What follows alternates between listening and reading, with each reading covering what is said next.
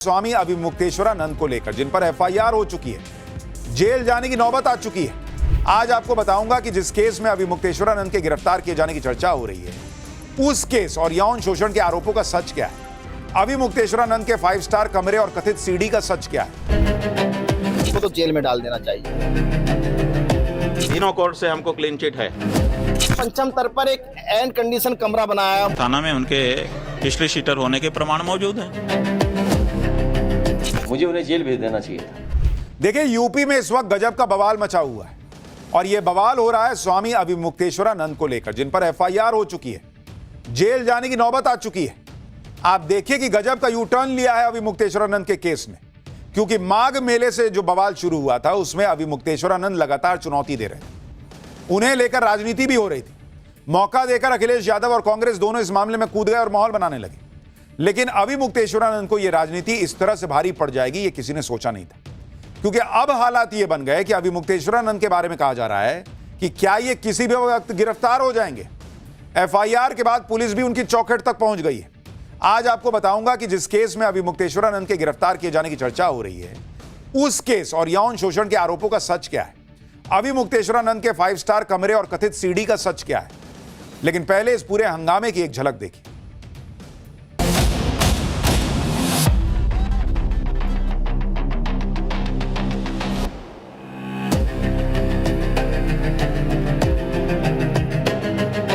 इसको तो जेल में डाल देना चाहिए। तीनों कोर्ट से हमको क्लीन चिट है। पंचम तर पर एक एंड कंडीशन कमरा बनाया। थाना में उनके हिस्ट्री शीटर होने के प्रमाण मौजूद हैं। मुझे उन्हें जेल भेज देना चाहिए था। और ये बात गलत हो तो बताइए आप। स्वामी अभिमुक्तेश्वरानंद की मुश्किलें कैसे बढ़ रही हैं, पहले आपको इसके बारे में बता देता हूं। स्वामी अभिमुक्तेश्वरानंद पर हुई एफआईआर के बाद प्रयागराज पुलिस आज वाराणसी पहुंची। प्रयागराज पुलिस की एक टीम हरदोई भी पहुंची और वहां एक पीड़ित का बयान दर्ज किया। कहा जा रहा है कि प्रयागराज पुलिस स्वामी अभिमुक्तेश्वरानंद से भी पूछताछ करेगी और उसके बाद जरूरत पड़ने पर उनको हिरासत में लिया जा सकता है।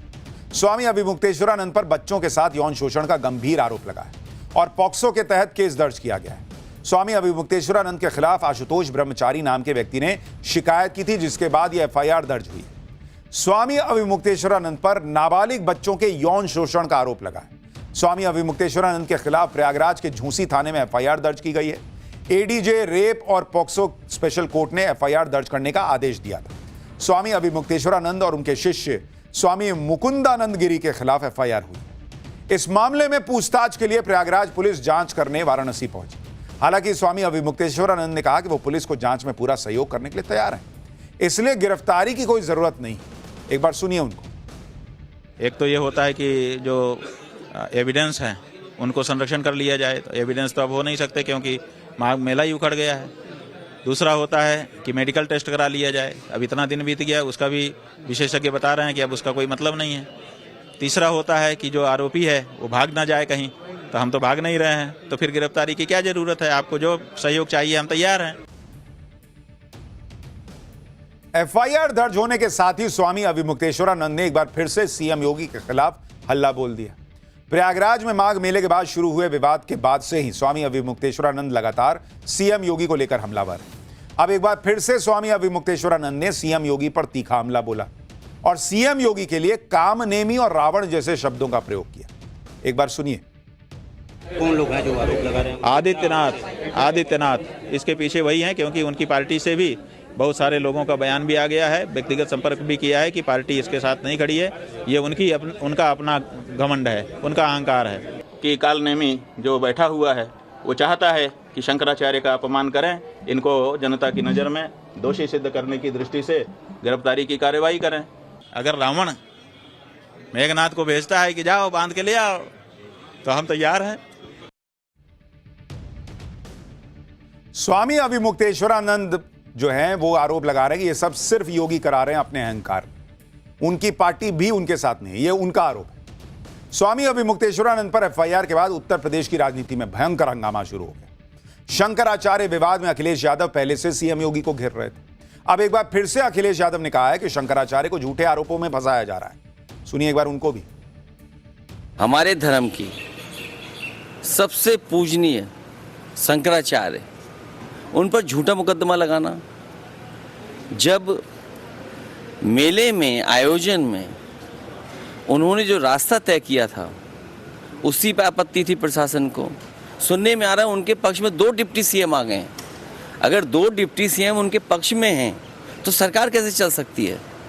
तो लगता तो ये है कि कहीं दोनों मिली जुली तो नहीं है, कि डिवाइड एंड रूल की पॉलिसी रहे, लोगों को उलझा के रखें और शंकराचार्य जी को भी फंसा के रखें। दुख की बात है कि हमारे सनातनी धर्म के पूजनीय शंकराचार्य जी के साथ व्यवहार तब हो रहा है जब भगवाधारी हमारे मुख्यमंत्री हैं। स्वामी अभिमुक्तेश्वरानंद के मुद्दे पर कांग्रेस और समाजवादी पार्टी भयंकर एक्टिव हो रखे हैं। अखिलेश यादव तो सीधा सीएम योगी पर हमले कर रहे हैं, सनातन के खिलाफ साजिश का आरोप लगा रहे हैं। वहीं कांग्रेस भी खुलकर स्वामी अभिमुक्तेश्वरानंद के साथ खड़ी हो गई। आज ही समाजवादी पार्टी और कांग्रेस के नेताओं के प्रतिनिधिमंडल ने स्वामी अभिमुक्तेश्वरानंद के आश्रम पहुंचकर अपना समर्थन दिया। सपा और कांग्रेस ने स्वामी अभिमुक्तेश्वरानंद की गिरफ्तारी का पर प्रदर्शन की बात कही है। अगर स्वामी अभिमुक्तेश्वरानंद अरेस्ट हुए तो सड़क पर उतरकर विरोध किया जाएगा। आरोप लगाया जा रहा है कि योगी सरकार स्वामी अभिमुक्तेश्वरानंद को बदनाम करने की साजिश कर रही है। जनता सब देख रही है और चुनाव में शंकराचार्य के अपमान का बदला सरकार से लेगी, यह भी कहा गया। यानी अखिलेश यादव और राहुल गांधी को इस विवाद में अपने लिए, अपनी पार्टियों के लिए चुनावी संभावनाएं दिख रही। यूपी कांग्रेस के अध्यक्ष अजय राय ने क्या कहा है, उसको भी सुनिए। शंकराचार्य हम सबके पूजनीय हैं और ये सरकार स्वामी अभिमुक्तेश्वरानंद जी का और उनके जो शिष्य हैं उनको ये सरकार गलत तरीके से फंसा रही है, गलत मुकदमे करा रही है और इसकी जितनी निंदा की जाए कम है। ये पूरे सनातन का अपमान है, पूरे देशवासियों का अपमान है। स्वामी अभिमुक्तेश्वरानंद के खिलाफ हुई एफआईआर का मेन कैरेक्टर है आशुतोष ब्रह्मचारी, जिनकी शिकायत पर कोर्ट ने एफआईआर का आदेश दिया है। आशुतोष ब्रह्मचारी ने स्वामी अभिमुक्तेश्वरानंद पर बेहद गंभीर आरोप लगाए। आरोप है कि महाकुंभ 2025 और माघ मेला 2026 में स्वामी अभिमुक्तेश्वरानंद ने बच्चों का यौन शोषण किया। अभिमुक्तेश्वरानंद के शिष्य यह कहकर बच्चों पर दबाव बनाते थे कि यह गुरु सेवा है, इससे आशीर्वाद मिलेगा। आरोप है कि अभिमुक्तेश्वरानंद और उनके सहयोगियों ने बच्चों को साथ रखा, 1 साल तक कई बार कुकर्म किया। यह भी आरोप है कि नाबालिग बच्चों को स्वामी अभिमुक्तेश्वरानंद के साथ सोने के लिए भी कहा जाता था। आशुतोष ब्रह्मचारी का दावा है कि पीड़ित बच्चे मौका पाकर प्रयागराज में उनके शिविर में आए। आशुतोष ब्रह्मचारी ने तो आरोप लगाया कि वाराणसी में स्वामी अभिमुक्तेश्वरानंद के आश्रम में आलीशान कमरे बने हुए हैं, स्विमिंग पूल तक है। जरा इन आरोपों को लगाने वाले व्यक्ति को भी सुनिए। क्योंकि ऐसे एविडेंस हमारे पास हैं, ये गंदे काम करते थे। हम कहने अभी चाहते क्योंकि समाज सुन रहा होगा, ऐसे गंदा काम मुंह से, जिस मुंह से मंत्र पड़ता है उस मुंह से घिनौना काम कराते हैं। बहुत गंदा काम, भगवान बचाए ऐसे लोगों से। इनको तो जेल में डाल देना चाहिए। काशी में इनका विद्या मठ है, पीठ है, जिसके पंचम तर पर एक एयर कंडीशन कमरा बनाया है, बहुत बड़ा कमरा है, स्विमिंग पूल भी उसके अंदर है। वे सब चीजें वहाँ नंगे प्रदर्शन करते हैं, अपनी सखियों के साथ करते हैं, बच्चों से मालिश कराते हैं और रात में उनके साथ गलत काम करते हैं उस कमरे में। 20 बच्चे हैं अभी हमारे पास, 2 बच्चे हमारे पास हैं और 18 बच्चे उसी आश्रम से पुलिस लेके आएगी और बयान लेगी उनका।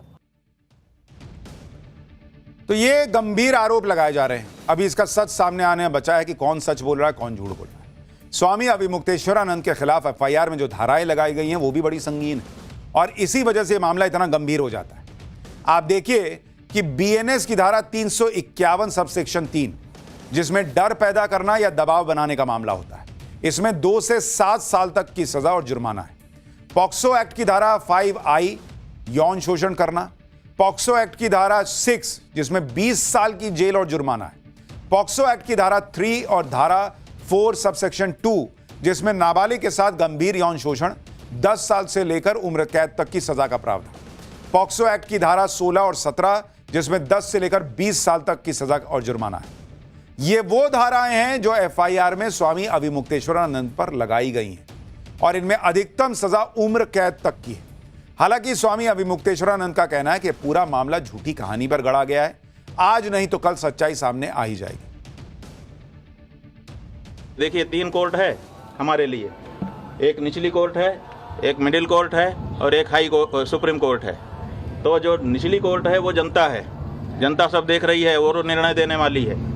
जो मिडिल कोर्ट है, हाई कोर्ट, वो हमारा हृदय है। हम जान रहे हैं कि हम गलत हैं कि नहीं हैं। और तीसरे ईश्वर है सुप्रीम कोर्ट, वो भी देख रहा है कि कौन गलत है कौन सही है। तो ऐसी परिस्थिति में तीनों कोर्ट से हमको क्लीन चिट है। तो जो कहानी गढ़ी गई है वो आज नहीं तो कल, कल नहीं तो परसों झूठी सिद्ध हो जाएगी। स्वामी अभिमुक्तेश्वरानंद पर जिन आशुतोष ब्रह्मचारी ने आरोप लगाए हैं, जिनकी शिकायत पर स्वामी अभिमुक्तेश्वरानंद के खिलाफ एफआईआर हुई है, उनका इतिहास भी बेदाग नहीं है। वैसे लोगों ने आशुतोष ब्रह्मचारी की भी कुंडली खोल दी।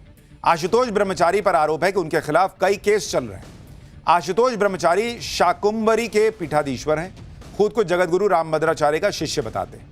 आशुतोष ब्रह्मचारी पर यूपी में 27 से ज्यादा केस दर्ज हैं। गौहत्या, बलात्कार, जमीन हड़पने, गुंडागर्दी, धमकी, नौकरी के लिए झांसा और झूठा हलफनामा देने जैसे केसेस हैं। विधवा महिला के साथ गैंगरेप का भी आरोप है। लखनऊ के हुसैनगंज थाने में नौकरी का झांसे का केस है। सरकारी नौकरी के बदले 3,30,000 रुपए लेने का मामला है। 2004 चुनाव में 18 की उम्र में झूठा एफिडेविट देने का केस है। लखनऊ से लेकर गोंडा, मुजफ्फरनगर और शामली में केस दर्ज है। स्वामी अभिमुक्तेश्वरानंद भी आरोप लगा रहे हैं कि आशुतोष ब्रह्मचारी हिस्ट्री शीटर है, उसने झूठा आरोप लगाया है। सुनिए एक बार। आशुतोष नाम के एक व्यक्ति ने न्यायालय के सामने एक बनावटी केस रखा था। अब उस बनावटी केस में ये केस बनावटी है, ये हम लोगों ने अब ये केस कहां जाता है, इसमें और धमाके होते हैं या नहीं, ये तो वक्त बताएगा।